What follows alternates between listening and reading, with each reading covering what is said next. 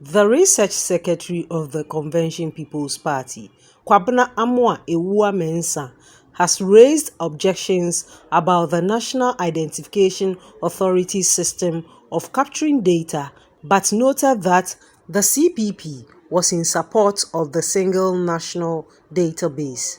The National Identification System project has enjoyed high-level patronage. It has been directed and steered from the office of the Vice President. We keep being told that. I haven't been there to check. But we're always being reminded that the government is serious about this. And because they are serious about it, they've put a very high-level person in charge of it. And all the reports suggest that the process has been given the political backing. It's received the political will that's necessary to drive it through. That's a good thing, in principle. As I say, the devil is always in the details. It's a good thing until, unless and until, the public perception and the perception amongst the political class is that this project, which is not a party project and it's not a personal project, it's a national project.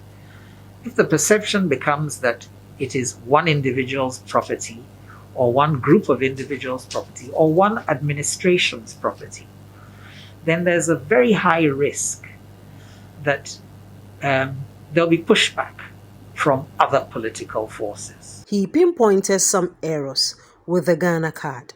The first is sequencing, because the implementing a national ID system, as I said, involves collecting many different types of data, many different data sets, not just the data on people. So it's not just this mass registration of citizens.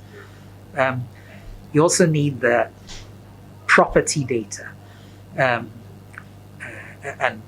others, which I'll leave for the next time.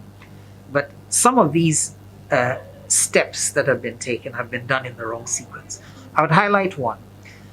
You'll notice that the mass registration exercise was open only to Ghanaians of a certain age. What was it? 15 and above, something like that. In short, we would say that was not the correct order in which to do things. Leaving out 0 to 15 age Ghanaians and registering only quote unquote adult Ghanaians is like building the top floor of the house before you lay the foundations. So we would have wanted the formalization process, not the digitalization process, to begin from the births and deaths registry. Of all the people that you've registered, and they claim they've registered, the last number I heard was in the neighborhood of 15.6 million people. 15.6 million Ghanaians, they say. How many of those people have died? Because, you don't want anyone to die. We're not wishing anyone dead, but it's just in the natural order of demographics that some people age between 15 and infinity, as of 2018, will no longer be alive today.